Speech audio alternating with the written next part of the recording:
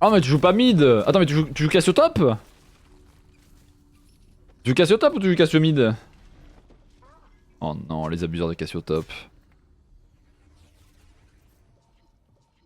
Ah je croyais que c'était un mid laner, j'étais heureux mais en fait c'est Cassio top. Effrayant.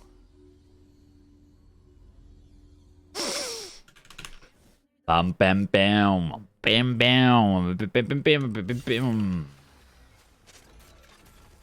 Ils ont swap lane en plus. Oh non, top laner qui joue Cassio qui ne peut plus abuser du fait qu'il est range faire sa mêlée, donc il va totalement se faire déchiqueter parce qu'il connaît pas les trades.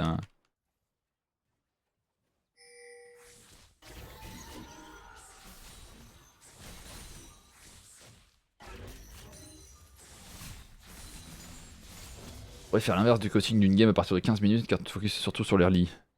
Oui c'est possible, j'en ai déjà fait sur YouTube mais généralement je dis aussi aux gens que bah, c'est facile de jouer de devant et que League of Legends c'est un jeu simple quand t'es devant. Maintenant jouer de derrière c'est plus dur. Mais c'est bien de travailler de sorte à pouvoir être souvent devant. Donc l'early game. Il faut savoir jouer de derrière.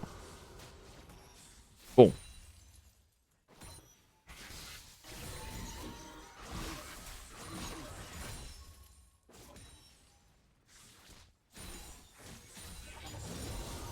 Il n'y a aucun des deux mid qui me push.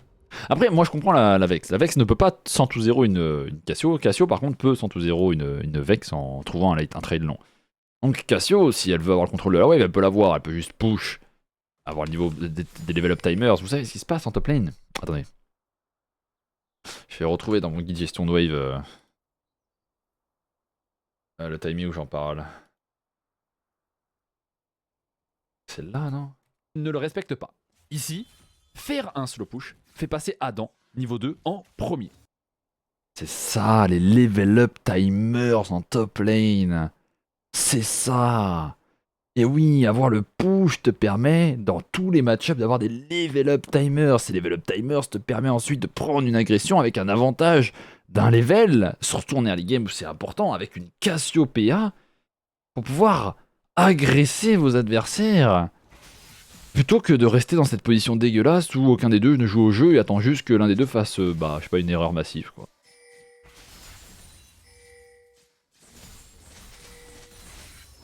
En plus, je sais pas, il y en a un qui joue Ignite et l'autre TP, donc s'il y a des trades qui ont lieu et qu'à la fin tu crashes ta wave avec tes midlife et que l'adversaire est midlife et qu'il réceptionne une grosse wave sous tourelle, eh bien il est baisé parce que tu peux base TP avec ta tire. Ah, tu as déjà une tire, donc base TP avec, je sais pas, un cristal de mana. Et ton adversaire doit rester sous tourelle avec 50% de ses HP.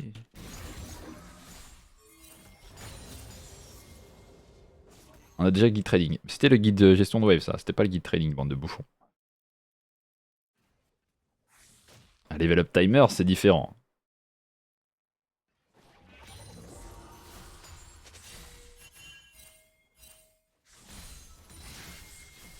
Mais vous ne savez pas reconnaître.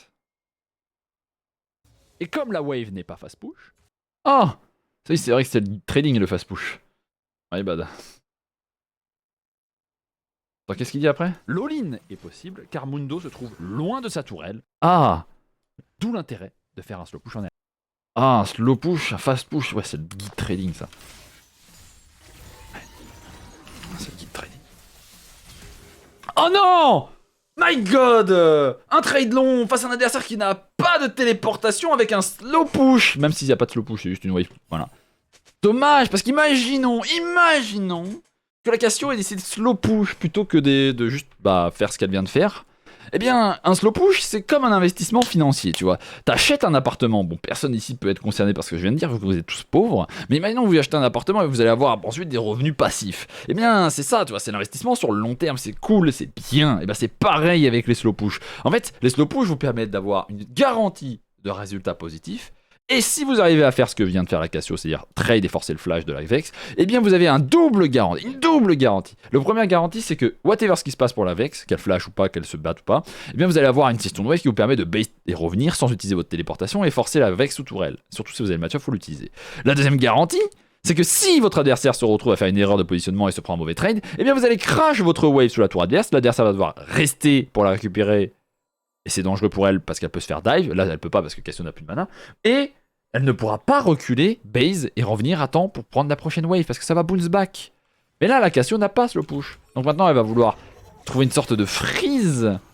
Mais elle sait pas trop, tu vois, elle est en mode qu'est-ce que je dois faire parce que dans sa tête elle est en mode je sais que la wave bounce back mais en même temps j'ai je sais pas, je me fais cancel, aïe aïe aïe, et là je suis en mode est-ce que je push ou pas, et donc je reste, et donc là en fait la Vex elle perd pas tant que ça alors qu'elle pourrait tout perdre, et donc tu sais pas si tu slow push, si tu bounce back la wave, en fait t'as peur que si tu base TP elle ait le temps de crash la wave, alors que là si tu, et là tu vas te faire gank, et tu vas peut-être perdre ton flash, et là il va, oh non, et là t'es, ah c'est dur, ah merde, aïe aïe aïe aïe aïe aïe aïe.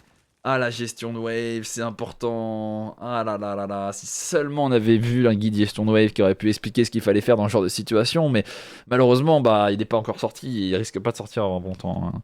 Mais c'est dommage, tu vois. Et c'est pour ça que, en fait, quand vous prenez des trades, vous forcez des flashs et vous mettez des barres d'HP low, vous ne savez pas pourquoi des fois vous gagnez et des fois vous perdez. Parce que vous ne savez pas ce que vous devez faire derrière avec votre wave, vous ne savez pas ce que vous auriez dû faire avec votre wave en préhension. Et là, par exemple, si la Cassio, si on revient, si ça avait été un slow push, ça, ce qui est pas vraiment faux d'en être un, mais c'est même pas volontaire, quoi. Malheureusement, elle clear toute la wave facilement, vu que voilà, quoi, bah y a pas de slow push, c'est pas une wave ici stackée, quoi. Bien, elle va faire un bon trade, mais le trade bah, va pas t'aider parce qu'il aurait fallu crash cette wave, mais t'as plus la mana pour le faire. Ce qui est dommage, tu vois. Et là, maintenant, t'es là, même si tu crash cette wave, c'est pas un slow push, donc ça veut dire que la suivante va quand même bounce. Mais la Vex aura... Enfin, elle sera pas aussi baisée que si elle avait pris un slow push dans la gueule. Donc là, la meilleure solution, si tu voulais... Bah, la meilleure solution des mauvaises solutions.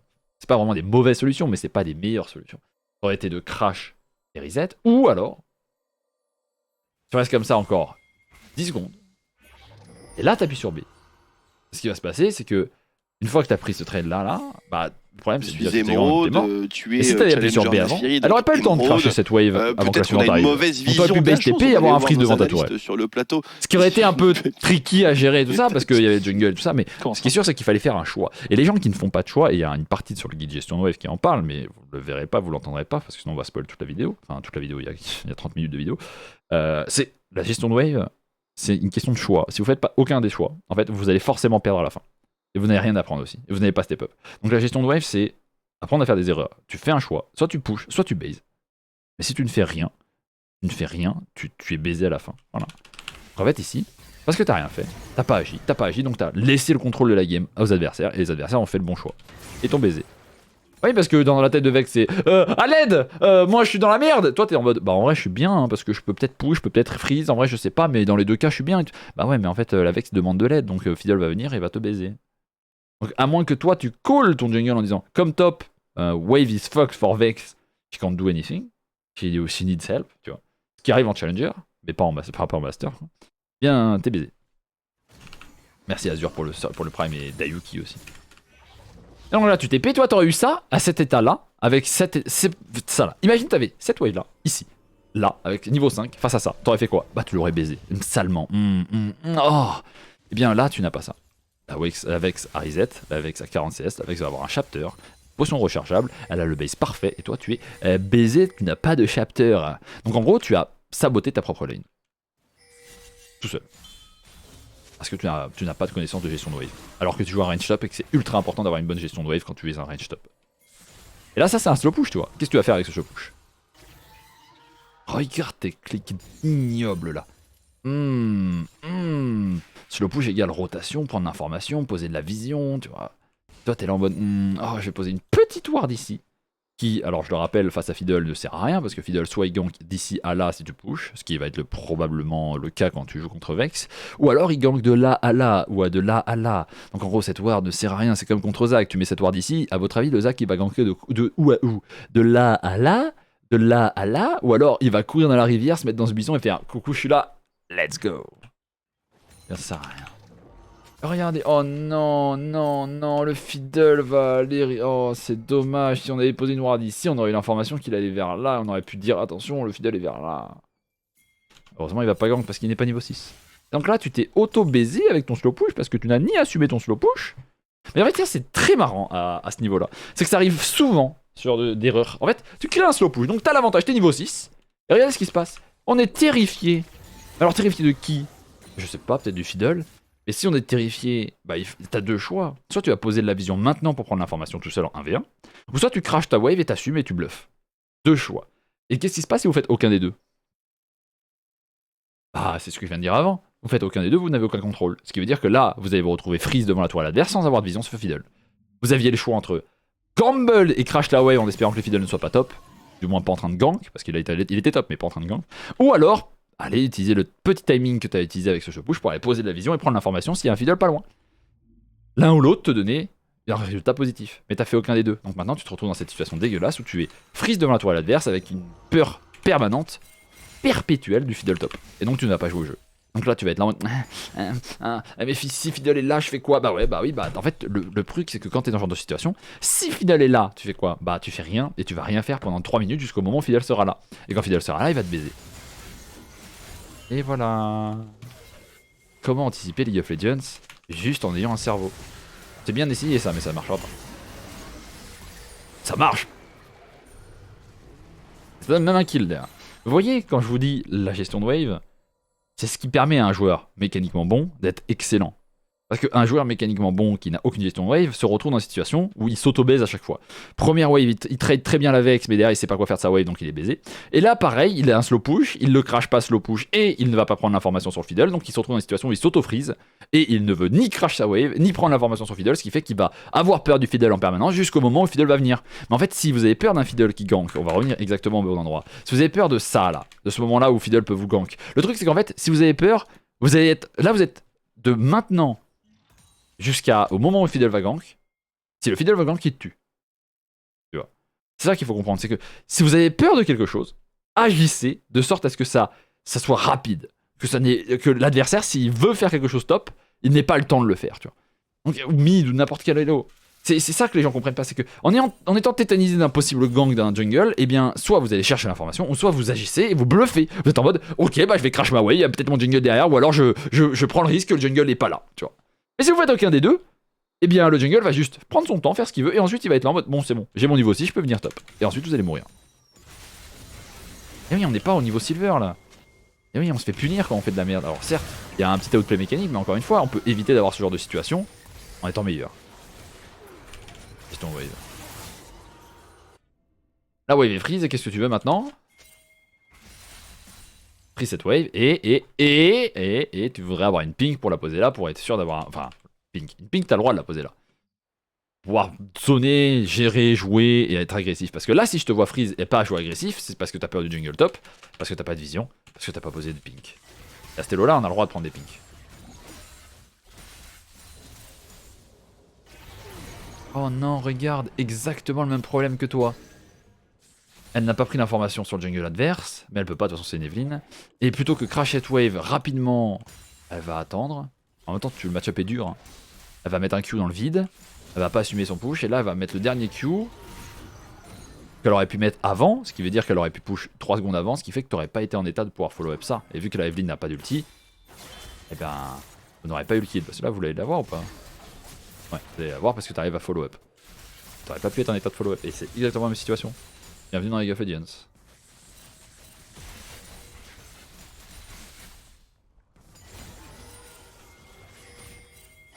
Là, t'avais ton Séraphin et t'as pas voulu base. Ça. Donc là, tu fais quoi en fait? T'attends quoi? Tu joues à quoi? C'est quoi les spikes qui t'attendent? Là, tu vas te retrouver à te faire zoner de ta wave. Non, même pas, tu vas juste farm up et pas avoir un bon timing base.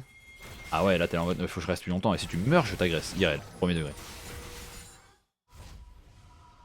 Tu base et donc là, tu reviens et t'as Séraphin plus une baguette explosive. Ce qui fait que la Vex a un timing base gratuit qu'elle aurait pas dû avoir, soit un timing où t'aurais été extrêmement fort et que t'aurais pu l'empêcher de jouer au jeu, mais t'as décidé de lui laisser un free reset parce qu'en fait tu ne voulais pas reset quand t'avais un timing base gratuit. Donc en plus t'as burn ta TP. Face à un adversaire qui en a pas. Ah. Voilà. Maintenant on se retrouve dans un autre match-up. Oh putain, la Vex a couru bot.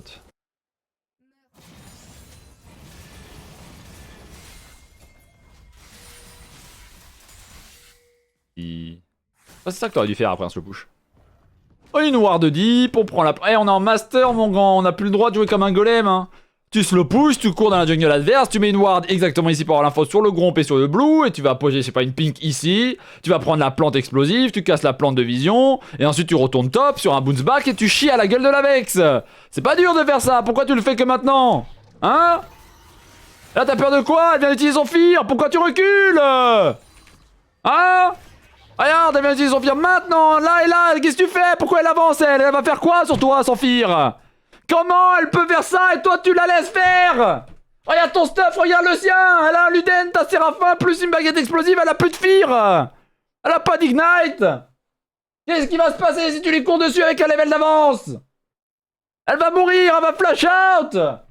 Oh mais non, mais y'a ma wave qui va crever. Regarde ce qu'elle fait, elle a le Q, la wave, elle a E dans le vide, elle a pas de passif. Tu l'as vu le guide trading?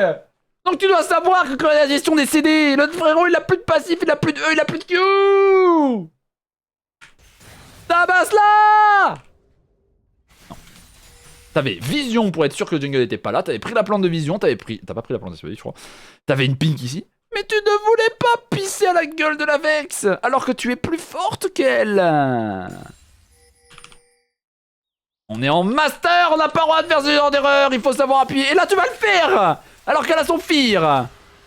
Elle va te fear et tu vas flash, elle va flash out, tu vas la tuer. Bravo, t'aurais pu faire ça sans utiliser ton flash. Tu vois ou pas? Tu vois, vous cherchez des trucs mécaniquement trop hauts, alors que vous avez juste des choix lucides qui sont présentés à vous, que vous ne voulez pas prendre parce que vous n'êtes pas lucide. Voilà. Il n'est pas diamant, il est master. Cette game, il était diamant.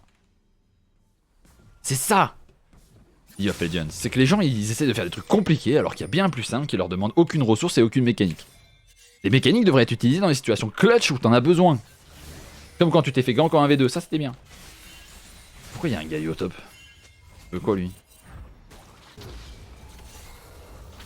À l'abordage!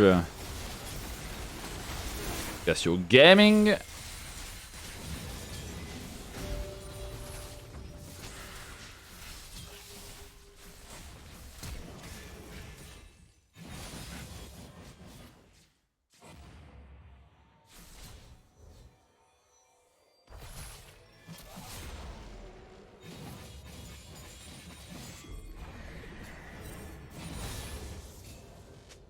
Voilà, j'espère que ça t'a plu et que tu as pu apprendre. Et c'est bien, félicitations pour ton master, c'est cool. Ça fait plaisir de voir des gens qui arrivent à progresser. Très content pour toi. Je vois qu'une fois que t'es passé master, tu as décidé de chill et de profiter de la vie. Et c'est un très très très bon choix. D'ici quelques heures ou jours, tu vas décider de repasser, relancer des solo queues et tu vas sûrement redescendre et remonter, ou pas du tout d'ailleurs. Et je ne te souhaite que du bon dans tes prochaines games. T'accroches pas trop à cet Hello Master parce que c'est whatever. Mais c'est bien, c'est bien. Step up, c'est très bien. Avoir le master quand tu es un casual, enfin un casual, on se comprend que tu n'es pas un joueur pro ou quoi, c'est excellent. C'est un peu la même chose qu'être challenger quand t'es un joueur pro, enfin quand t'es un joueur semi-pro ou quoi. Être master quand tu es un casual, c'est très très très très bon. Bref, on a arrêté d'insulter un viewer qui était master, c'était gratuit, il n'était pas inscrit, il a pris la place de quelqu'un qui était inscrit et je vous emmerde.